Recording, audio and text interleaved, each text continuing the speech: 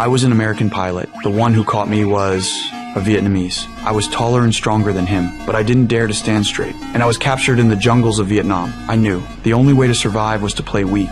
They dragged me into a small village in Laos. I forced a smile, met every villager's eyes, tried to act friendly, harmless. They told me to sit, so I Saturday. Later, they took me deeper into the jungle, tied me to a tree, and fired shots at me. Bullets missed. They were just trying to scare me. I cursed them out. They stepped closer, fired another round right by my ear. My head rang for minutes. When they got bored, they dumped me in a rotten prison hidden in the jungle. There were already a few POWs, all pilots, shot down and locked in here. Some had been trapped for more than 2 years, skin and bones, barely surviving. Every day, they prayed for the war to end, for freedom, but no good news ever came. At night, our hands were crossed and locked together. We lay side by side, couldn't even turn over, our feet chained tight. Because the food was so bad, one guy with stomach issues shit his pants every single night.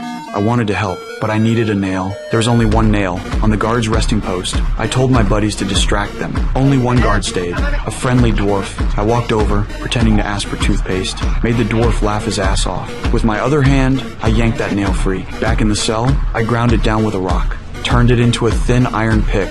That night, I picked the lock on my handcuffs. Finally, we could at least turn over in our sleep. After that, I started thinking about escape. I saw how weak the guards were. Breaking out didn't seem that hard. But the other POWs reminded me the hard part wasn't escaping. It was surviving the jungle. The jungle was the real prison. No water, no food. You wouldn't last. But I refused to believe that. The food in this prison was dog shit. Not just for us. Even the guards were starving. The prison dogs? Skeletons with fur. Most days, all we got was rice. When food was really scarce, they'd bring us bowls of mealworms. Eat it or starve. No other choice. Why so bad? Because our bombers had destroyed their fields. No harvest. Everyone was starving. Giving us worms was considered special treatment. One day, a Thai pal overheard the guards talking. They were starving, crazy, wanted to go back to their village and eat. So they planned to dump us in the jungle, shoot us down, and pretend we escaped. That way, nobody would blame them. We had no choice but to escape. So we decided to move the next day. Good thing I'd been planning for months. That noon, while the guards ate, I used a mirror to scout outside. Once I was sure it was clear, I opened the fence.